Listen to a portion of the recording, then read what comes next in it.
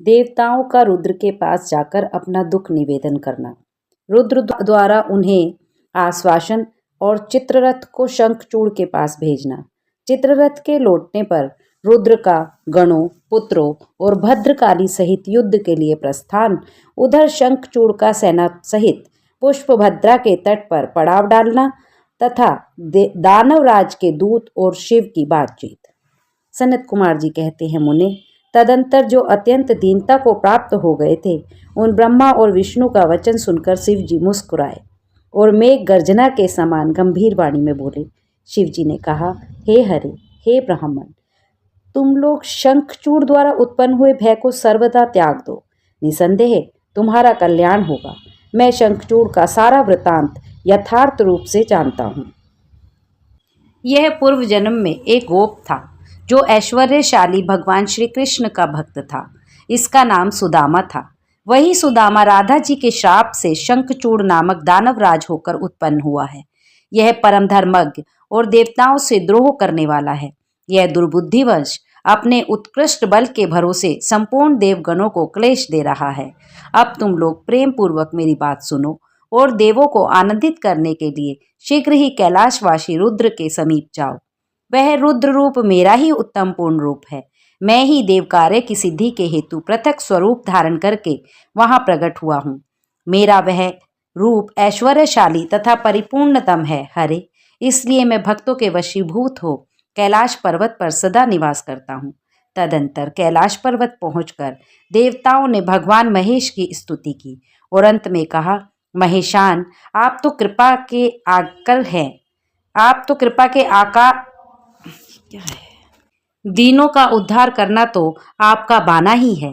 प्रभु, दानवराज शंखचूड़ का वध करके इंद्र को उसके भय से मुक्त कीजिए और देवों को इस विपत्ति से उबारिए। तब भक्तवत्सल शंभु देवताओं की इस प्रार्थना को सुनकर हंसे और मेघ गर्जन की सी गंभीर वाणी में बोले। श्री शंकर ने कहा, हे हरे, तुम लोग अपने अपने स्थान को लौट जाओ।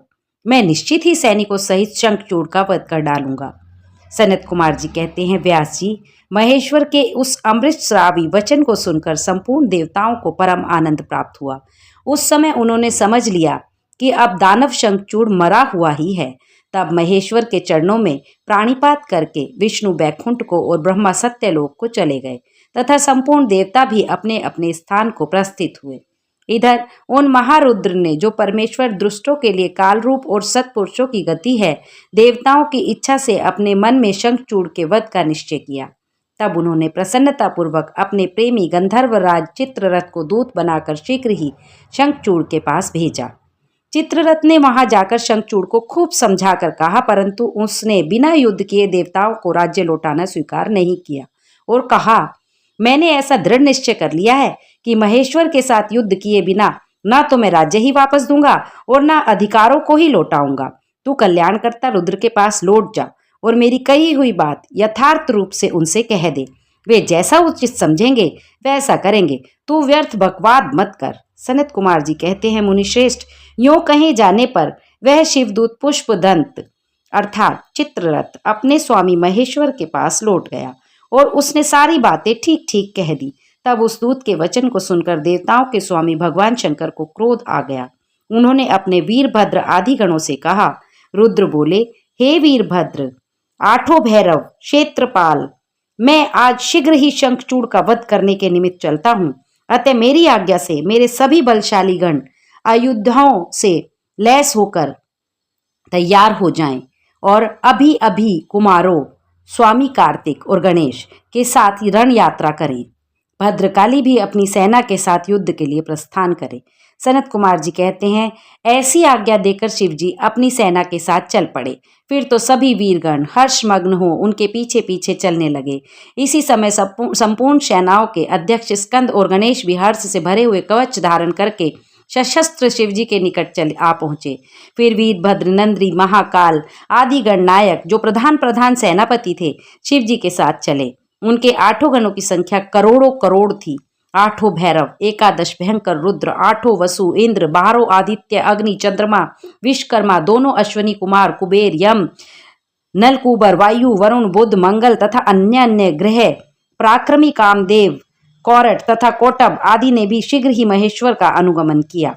स्वयं महेश्वरी देवी भद्रकाली भी 100 भुजा धारण करके शिवजी के साथ चली। करोड़ों योगिनियां तथा डाकनियां उनके साथ थी। फिर भूत प्रेत पिशाच कुष्मांड महार ब्रह्म राक्षस वैताल राक्षस यक्ष और किन्नर आदि से घिरे हुए स्कंद ने पिता के पास आकर उन चंद्रशेखर को प्रणाम किया और उनकी आज्ञा से पार्श्व भाग में स्थित होकर सहायक का स्थान ग्रहण किया। रुद्र रूपधारी शंभु अपनी सारी सेना को एकत्रित करके शंखचूड़ के साथ लोहा लेने के लिए निर्भयता पूर्वक आगे बढ़े और देवताओं का उद्धार करने के लिए चंद्रभागा नदी के तट पर मनोहर वट वृक्ष के नीचे खड़े हो गए। व्यास जी उधर जब शिवदूत चला गया तब प्रतापी शंखचूड़ महल के भीतर जाकर तुलसी से वह सारी वार्ता कह सुनाई। शंखचूड़ ने कहा, देवी, शंभुदूत के मुख से रण निमंत्रण सुनकर मैं युद्ध के लिए उद्यत हुआ हूँ और उनसे जूझने के लिए मैं निश्चय ही जाऊंगा। तुम इसके लिए मुझे आज्ञा दो। यूं कहकर उस ज्ञानी ने अपनी प्रिया को नाना प्रकार से समझाया। फिर ब्रह्म मुहूर्त में उठकर प्रातःकृत्य समाप्त किया और पहले नित्य कर्म पूरा करके बहुत सा दान दिया। तत्पश्चात अपने पुत्र को संपूर्ण दानवों के राज्य पर अभिषिक्त करके उसे अपनी भार्या राज्य और सारी संपत्ति समर्पित कर दी। पुनः जब उसकी प्रिया तुलसी रोती हुई उनकी रण यात्रा को निषेध करने लगी तब राजा शंखचूड़ ने नाना प्रकार की कथाएं कहकर उसे ढंढासा बंधाया। तदंतर उस समाद्र दानवराज ने कवच धारण करके युद्ध करने के लिए उद्यत हो अपने वीर सेनापति को बुलाकर उसे आदेश देते हुए कहा, सेनापति, मेरे सभी वीर जो संपूर्ण कार्यों में कुशल और समर में शोभा पाने वाले हैं, आज कवच धारण करके युद्ध के लिए प्रस्थान करें। शूरवीर दानवों और दैत्यों की 86 टुकड़ियां तथा बलशाली कंकों की निर्भीक सेनाएं अष्ट शस्त्र सुशोभित होकर नगर से बाहर निकलें। करोड़ों प्रकार से पराक्रम प्रकट करने वाले जो असुरों के 50 कुल हैं, वे भी देवी के पक्षपाती शंभु से युद्ध करने के लिए प्रस्थित हों। मेरी आज्ञा से धूम्रों के 100 कुल भी कवच से विभूषित हो शंभु के साथ लोहा लेने के लिए शीघ्र ही निकलें।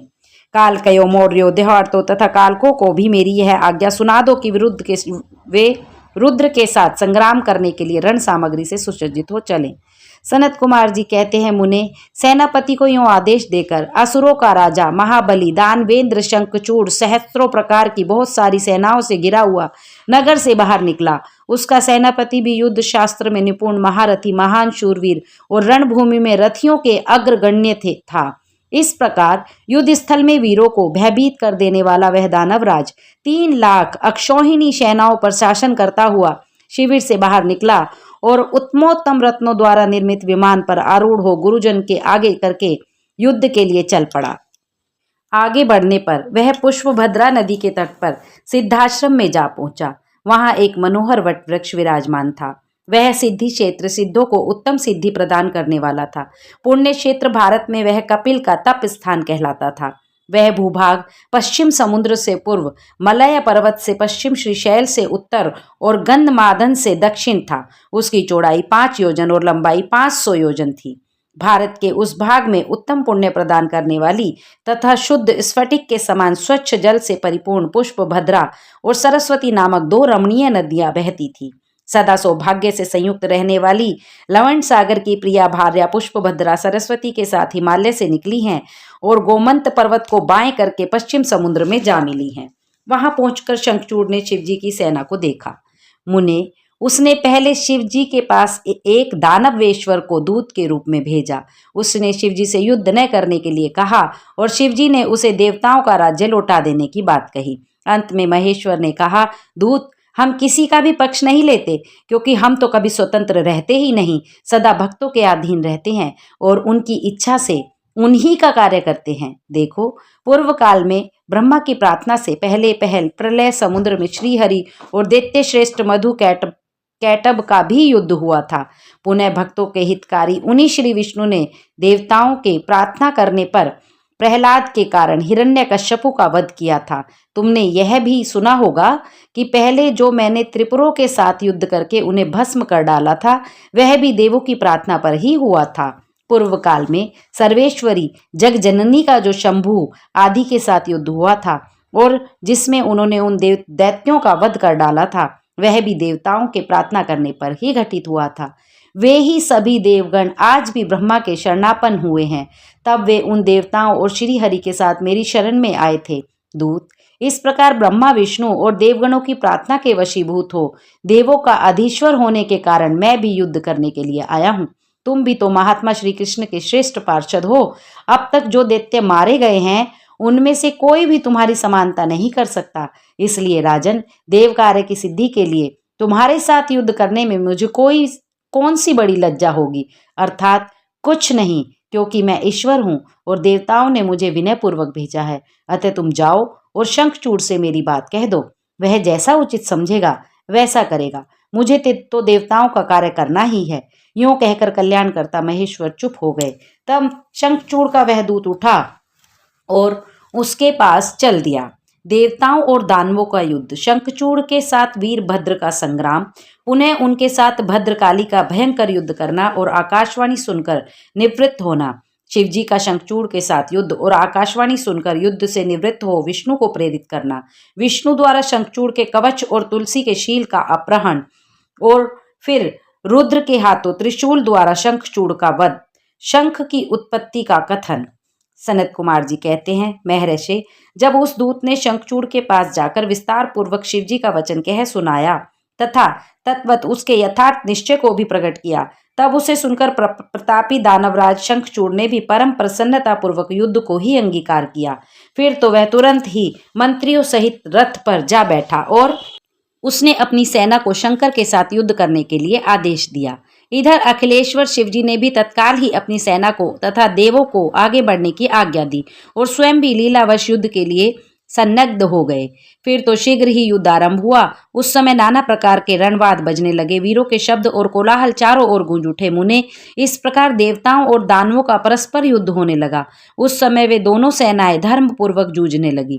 स्वयं महेंद्र वर्ष पर्वा के साथ लड़ने लगे और विप्रचिति के साथ सूर्य का धर्म युद्ध होने लगा। विष्णु दंभ के साथ भीषण संग्राम करने लगे। कालासुर से काल, गोकर्ण से अग्नि, कालके से कुबेर, मैं से विश्वकर्मा, भयंकर से मृत्यु, संहार से यम, कालांबिक से वरुण, चंचल से वायु, घट पृष्ठ से बुध, रक्ताक्ष से शनेश्वर, रत्नसार से जयंत, वर्चागणों से वसुगण दोनों, दीप्तिमानों से दोनों अश्वनी कुमार, धूम्र से नलकूबर, धुरंधर से धर्म, गणकाक्ष से मंगल, शोभाकर से वैश्वानर, पिपिट से मंथन, गोकाकमुख से चूर्ण, खड़ग, धूम्र, सहल, प्रतापी विश्व और पराश नामक असुरों से 12 आदित्य धर्मपूर्वक लोहा लेने लगे।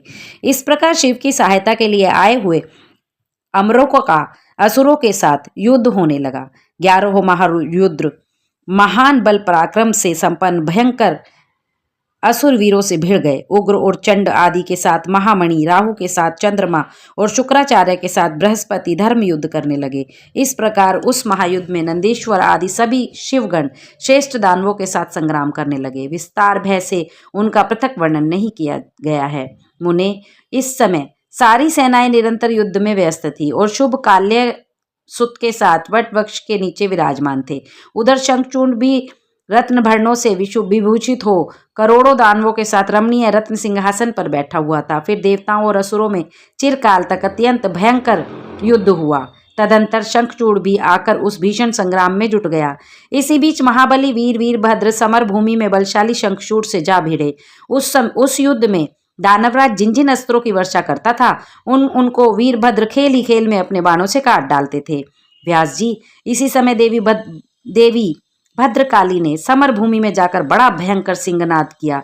उनके उस शब्द को सुनकर सभी दानव मूर्छित हो गए। उस समय देवी ने बारंबार अट्टहास किया और मधुपान करके वे रण के मुहाने पर नृत्य करने लगी। उनके साथ ही उग्र दृष्टा, उग्र दंडा और कोटवी ने भी मधुपान किया तथा अन्य देवियों ने भी खूब मधु पीकर युद्ध स्थल में नाचना आरंभ किया।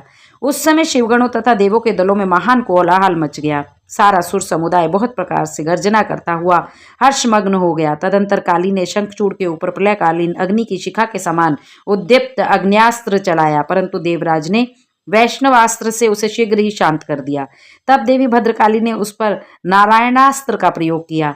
वह अस्त्र दानव शत्रु को देखकर बढ़ने लगा। तब प्रलयाग्नि की ज्वाला के समान उद्दीप्त होते हुए नारायणास्त्र को देखकर शंखचूड़ दंड की भांति भूमि पर लेट गया और बारंबार प्रणाम करने लगा। तब उस दानव को नम्र हुआ देखकर वह अस्त्र निवृत्त हो गया। तत्पश्चात देवी ने उस पर मंत्र पूर्वक ब्रह्मास्त्र छोड़ा।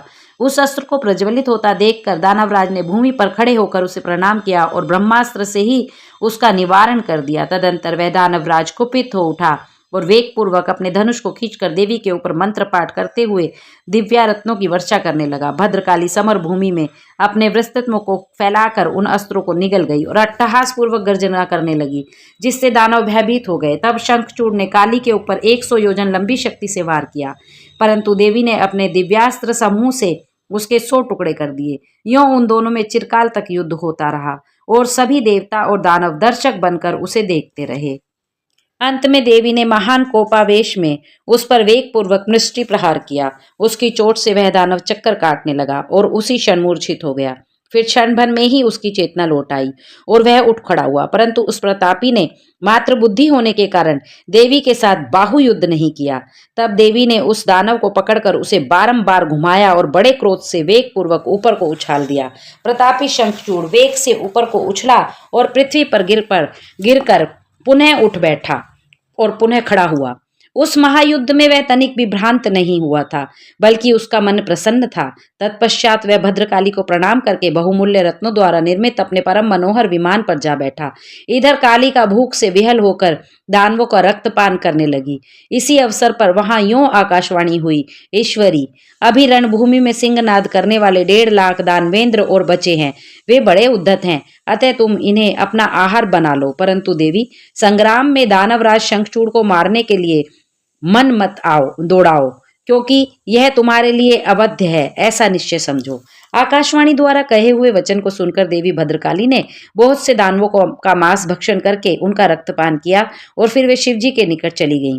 वहां उन्होंने पूर्वापर के क्रम में सारा युद्ध वृतांत कह सुनाया। व्यास जी ने पूछा, महाबुद्धिमान सनत कुमार जी, काली का वह कथन सुनकर महेश्वर ने उस समय क्या कहा और कौन सा कार्य किया, उसे आप वर्णन करने की कृपा करें, क्योंकि मेरे मन में उसे सुनने की प्रबल उत्कंठा जाग उठी है। सनत कुमार बोले, मुने, शंभु तो जीवों के कल्याण करता परमेश्वर और बड़े लीला विहारी हैं। वे काली द्वारा कहे हुए वचन को सुनकर उन्हें आश्वासन देते हुए हंसने लगे। तदंतर आकाशवाणी को सुनकर तत्व ज्ञान विशारद स्वयं शंकर अपने गणों के साथ समर भूमि की ओर चले। उस समय वे महावृषभ नंदीश्वर पर सवार थे और उन्हीं के समान पराक्रमी वीरभद्र, भैरव और क्षेत्रपाल आदि उनके साथ थे। रणभूमि में पहुंचकर महेश्वर ने वीर रूप धारण किया। उस समय उन रुद्र की शोभा बड़ी ही रमणीक दिखाई दे रही थी और वे मूर्तिमान काल से दिख रहे थे। तब शंखचूड़ की दृष्टि शिवजी पर पड़ी। तब वह विमान से उतर पड़ा और परम भक्ति के साथ दंड की भांति पृथ्वी पर लौटकर उसने सिर के बल उन्हें प्रणाम किया। इस प्रकार नमस्कार करने के पश्चात वह तुरंत ही अपने विमान पर जा बैठा और कवच धारण करके उसने धनुष बाण उठाया। फिर तो दोनों ओर से बाणों की छड़ी लग गई। यों व्यर्थ ही बाण वर्षा करने वाले शिव और शंखचूड़ का वह उग्र युद्ध सैकड़ों वर्षों तक चलता रहा। अंत में युद्ध स्थल में शंखचूड़ का वध करने के लिए महाबली महेश्वर ने सहसा अपना वह त्रिशूल उठाया, जिसका निवारण करना बड़े बड़े तेजस्वियों के लिए भी अशक्य है। तब तत्काल ही उनका निषेध करने के लिए यों आकाशवाणी हुई, शंकर, मेरी प्रार्थना सुनिए और इस समय इस त्रिशूल को मत चलाइए। ईश, यद्यपि आप क्षण मात्र में पूरे ब्रह्मांड का विनाश करने में सर्वथा समर्थ हैं, फिर इस अकेले दानव शंखचूड़ की तो बात ही क्या है। तथापि आप स्वामी के द्वारा देव मर्यादा का विनाश नहीं होना चाहिए। महादेव, आप को सुनिए और उसे सत्य व सफल बनाइए। जब तक इस शंखचूड़ के हाथ में श्री हरि का परम उग्र कवच वर्तमान रहेगा और इसकी पतिव्रता पत्नी तुलसी का सत्यत्व अखंडित रहेगा, तब तक इस पर जरा और मृत्यु अपना प्रभाव नहीं डाल सकेंगे। अतः जगदीश्वर शंकर ब्रह्मा के इस वचन को सत्य कीजिए। तब सत्पुरुषों के आश्रय स्वरूप शिवजी ने उस आकाशवाणी को सुनकर तथास्तु कहकर उसे स्वीकार कर लिया और विष्णु को उस कार्य के लिए प्रेरित किया। फिर तो शिवजी की इच्छा से विष्णु वहां से चल पड़े। वे तो मायावियों के भी श्रेष्ठ मायावी ठहरे। अतः उन्होंने एक वृद्ध ब्राह्मण का वेश धारण किया और शंखचूड़ के निकट जाकर उससे यूं कहा। वृद्ध ब्राह्मण बोले, दानवेंद्र, इस समय मैं याचक होकर तुम्हारे पास आया हूं, तुम मुझे भिक्षा दो। दीनवत्सल, अभी मैं अपने मनोरथ को प्रकट नहीं करूंगा। जब तुम देना स्वीकार कर लोगे तब मैं पीछे से बताऊंगा और तब तुम उसे पूर्ण करना। ब्राह्मण की बात सुनकर राजेंद्र शंखचूड़ का मुख और नेत्र प्रसन्नता से खिल उठे। तब उसने ओम कहकर उसे स्वीकार कर लिया। तब ब्राह्मण ने छल पूर्वक कहा, मैं तुम्हारा कवच चाहता हूँ।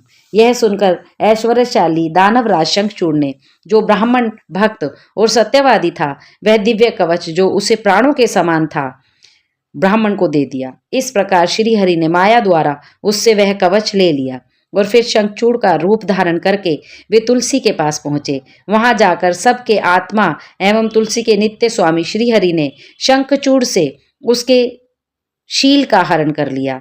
इसी समय विष्णु भगवान ने शंभु से अपनी सारी बात कह सुनाई। तब शिवजी ने शंखचूड़ के वध को निमित्त अपना उद्दीप्त त्रिशूल हाथ में लिया। परमात्मा शंकर का वह विजय नामक त्रिशूल अपनी उत्कृष्ट प्रभा बिखेर रहा था। उससे सारी दिशाएं, पृथ्वी और आकाश प्रकाशित हो उठे। उस जीव ब्रह्म स्वरूप शूल का किसी के द्वारा निर्माण नहीं हुआ था। उसका रूप नित्य था। आकाश में चक्कर काटता हुआ वह त्रिशूल शिवजी की आज्ञा से शंखचूड़ के ऊपर गिरा और उसने उसी क्षण उसे राख की ढेरी बना दिया। विप्र महेश्वर का वह शूल मन के समान वेगशाली था। वह शीघ्र ही अपना कार्य पूर्ण करके शंकर के पास आ पहुंचा और फिर आकाश मार्ग में चला गया। उस समय स्वर्ग में दुदुम्बियां बजने लगी, गंधर्व और किन्नर गान करने लगे, देवों और मुनियों ने स्तुति करना आरंभ कर दिया और अप्सराएं नृत्य करने लगी।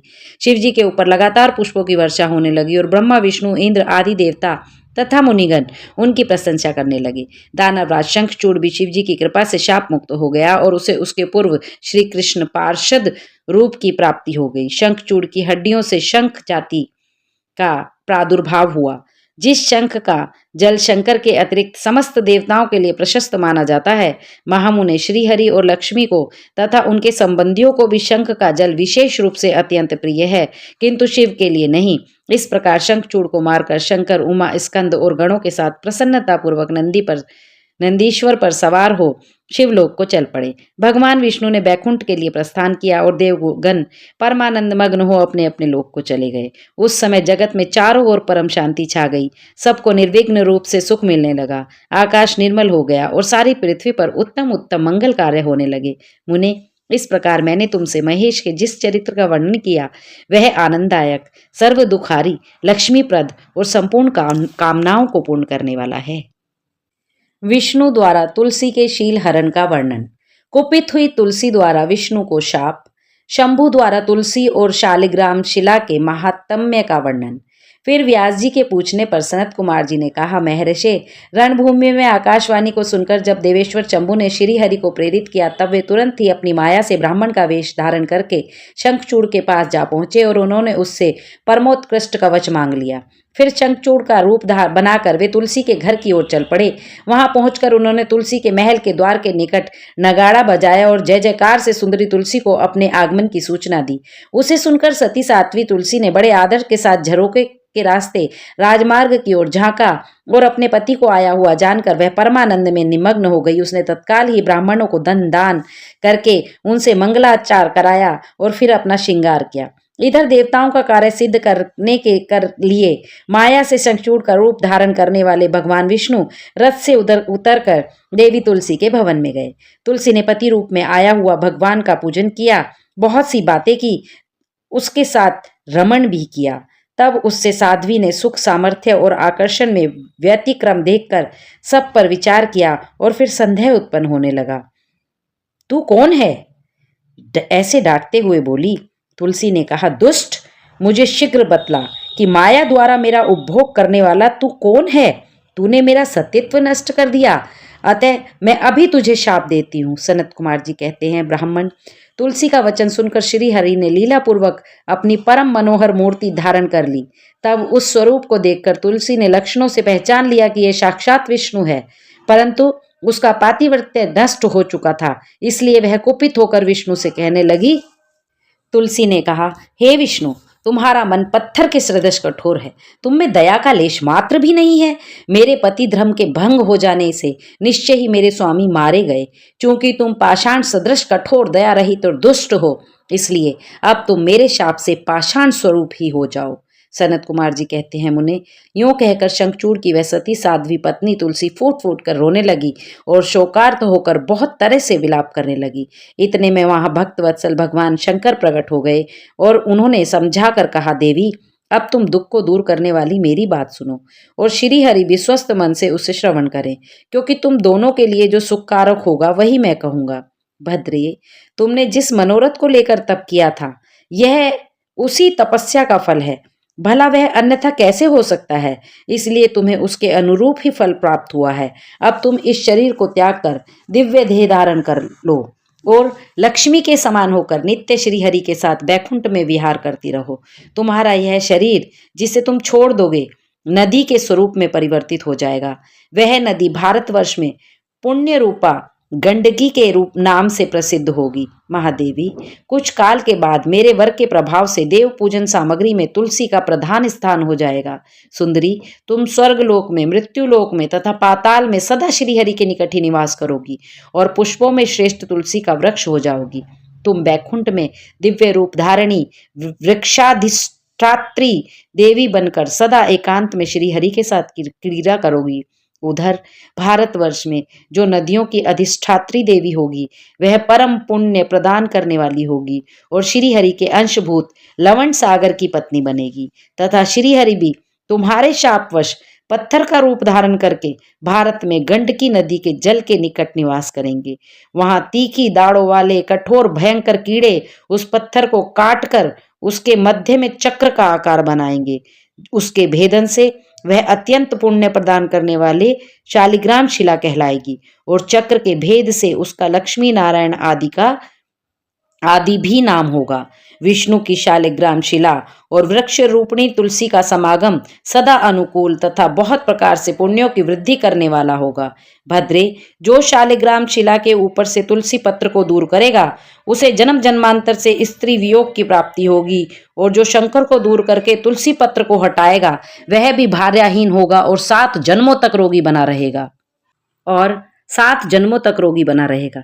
जो महाज्ञानी पुरुष शालिग्राम शिला, तुलसी और शंख को एकत्र रखकर उसकी रक्षा करता है वह श्रीहरि का प्यारा होता है। सनत कुमार जी कहते हैं, व्यास जी, इस प्रकार कहकर शंकर जी ने उस समय शालिग्राम शिला और तुलसी के परम पुण्यदायक महात्म्य का वर्णन किया। तत्पश्चात वे श्रीहरि को तथा तुलसी को आनंदित करके अंतर्धान हो गए। इस प्रकार सदा सत्पुरुषों का कल्याण करने वाले शंभु अपने स्थान को चले गए। इधर शंभु का कथन सुनकर तुलसी को बड़ी प्रसन्नता हुई। उसने अपने उस शरीर का परित्याग करके दिव्य रूप धारण कर लिया। तब कमलापति विष्णु उसे साथ लेकर बैकुंठ को चले गए।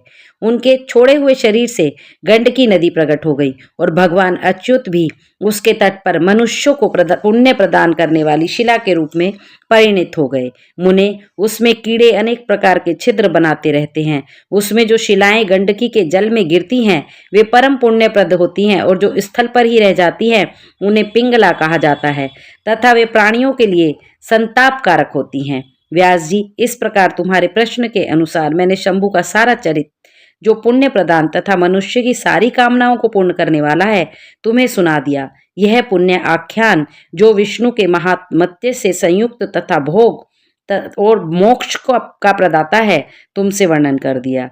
अब और क्या सुनना चाहते हो? उमा द्वारा शंभु के नेत्र मूंद लिए जाने पर अंधकार में शंभु के पसीने से अंधकासुर की उत्पत्ति, हिरण्याक्ष की पुत्रार्थ तपस्या और शिव का उसे पुत्र रूप में अंधक को देना, हिरण्याक्ष का त्रिलोकी को जीतकर पृथ्वी को रसातल में ले जाना और वाराह रूपधारी विष्णु द्वारा उसका वध। सनत कुमार जी कहते हैं, व्यास जी, अब जिस प्रकार अंधकासुर ने परमात्मा शंभु के गणाध्यक्ष पद को प्राप्त किया था, महेश्वर के उस मंगलमय चरित्र का श्रवण करो। मुनीश्वर, अंधकासुर ने पहले शिवजी के साथ बड़ा घोर संग्राम किया था, परंतु पीछे बारंबार सात्विक भाव से उद्रेक से उसने शंभु को प्रसन्न कर लिया। क्योंकि नाना प्रकार की लीलाएं करने वाले शंभु शरणागत रक्षक तथा परम भक्त वत्सल हैं। उनका महात्म्य परम अद्भुत है। व्यास जी ने पूछा, ऐश्वर्यशाली मुनीश्वर, वह अंधक कौन था और भूतल पर किस वीर्यवान के कुल में उत्पन्न हुआ था? दैत्यों में प्रधान तथा महामनस्वी उस बलवान अंधक स्वरूप कैसा था? वह किसका पुत्र था उसने परम तेजस्वी शंभु की गणाध्यक्षता को कैसे प्राप्त किया। यदि अंधक गणेश्वर हो गया तब तो वह परम धन्यवाद का पात्र है। सनत कुमार जी कहते हैं, मुने, पूर्व काल की बात है, एक समय भक्तों पर कृपा करने वाले तथा देवताओं के चक्रवर्ती सम्राट भगवान शंकर को विहार करने की इच्छा हुई। तब वे पार्वती और गणों को साथ ले अपने निवास भूत कैलाश पर्वत से चलकर काशीपुरी में आए। वहां उन्होंने उस पुरी को अपनी राजधानी बनाया और भैरव नामक वीर को उसका रक्षक नियुक्त किया। फिर पार्वती जी के साथ रहते हुए वे भक्त जनों को सुख देने वाली अनेक प्रकार की लीलाएं करने लगे। एक समय वे उसके वरदान के प्रभाववश अनेकों वीरागण्य गणेश्वरों और शिवा के साथ मंद्राचल पर गए और वहां भी तरह तरह की क्रीड़ाएं करने लगे।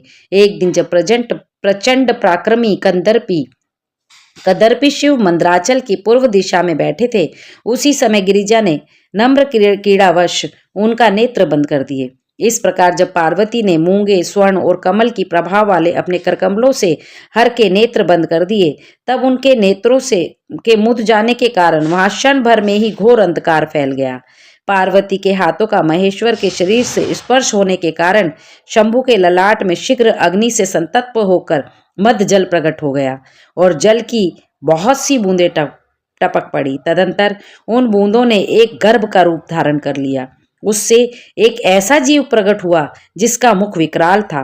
वह अत्यंत भयंकर, क्रोधी, कृतंग, अंधा, कुरूप, जटाधारी, काले रंग का, मनुष्य से भिन्न, बेडोल और सुंदर बालों वाला था। उसके कंठ से घोर घर घर शब्द निकलता था।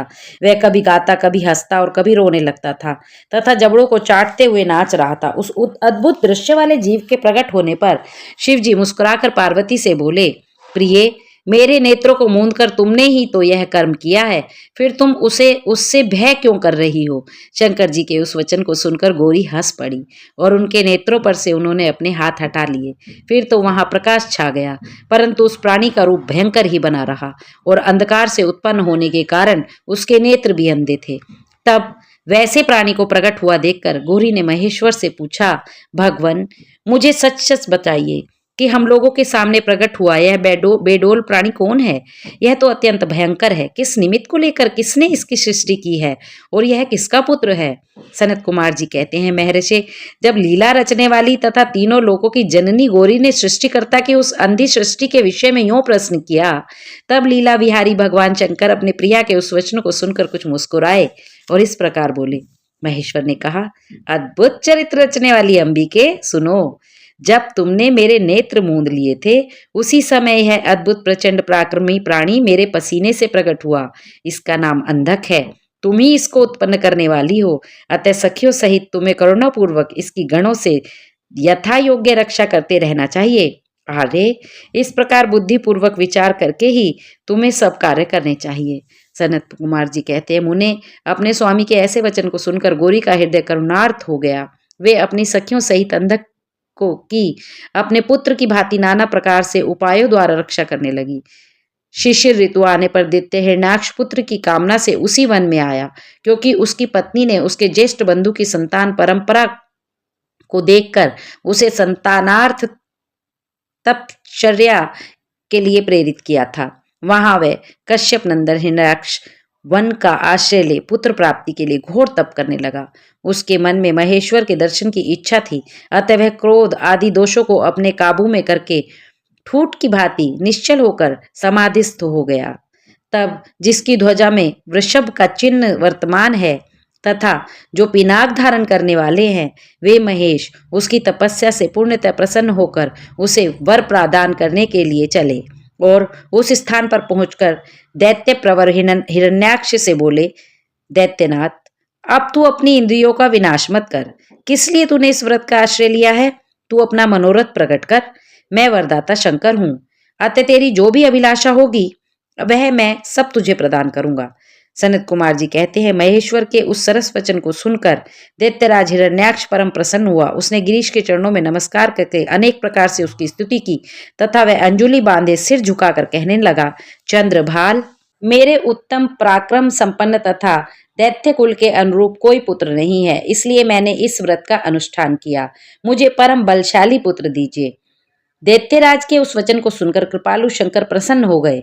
उससे बोले, दैत्याधिप, तेरे भाग्य में तेरे वीर्य से उत्पन्न होने वाला पुत्र तो लिखा नहीं है, किंतु मैं तुझे एक पुत्र देता हूँ। मेरा एक पुत्र है जिसका नाम अंधक है।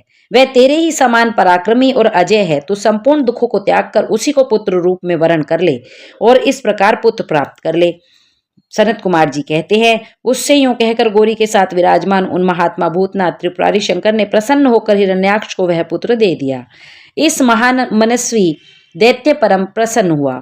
उसने अनेकों स्त्रोतों द्वारा रुद्र की पूजा करके प्रदक्षिणा की और फिर वह अपने राज्य को चला गया। गिरीश से पुत्र प्राप्त कर लेने के बाद वह प्रचंड पराक्रमी दैत्य संपूर्ण देवताओं को जीतकर इस पृथ्वी को अपने देश रसातल में उठा ले गया। तब देवताओं, मुनियों और सिद्धों ने अनंत पराक्रमी विष्णु की आराधना की। फिर तो भगवान विष्णु सर्वात्मक यज्ञमल विकराल वाराह शरीर रूप धारण कर थुथनों के अनेकों प्रहार से पृथ्वी को विदीर्ण करके पाताल लोक में जा घुसे। वहां उन्होंने कभी न टूटने वाली अपनी अगली दाढ़ों से तथा थुथनों से सैकड़ों दैत्यों को कचूमर निकालकर अपने वज्र सदृश कठोर पाद प्रहारों से निशाचरों की सेना को मथ डाला। तत्पश्चात अद्भुत एवं प्रचंड तेजस्वी विष्णु ने करोड़ों सूर्यों के समान प्रकाशमान सुदर्शन चक्र से हिरण्याक्ष के प्रज्वलित सर को काट दिया और दुष्ट दैत्यों को जलाकर भस्म कर दिया। यह देखकर देवराज इंद्र को बड़ी प्रसन्नता हुई। उन्होंने उस असुर राज्य पर अंधक को अभिषिक्त कर दिया। फिर महात्मा इंद्र विष्णु को अपनी दाढ़ों द्वारा पाताल लोक से पृथ्वी को लाते हुए देखकर परम प्रसन्न हुए।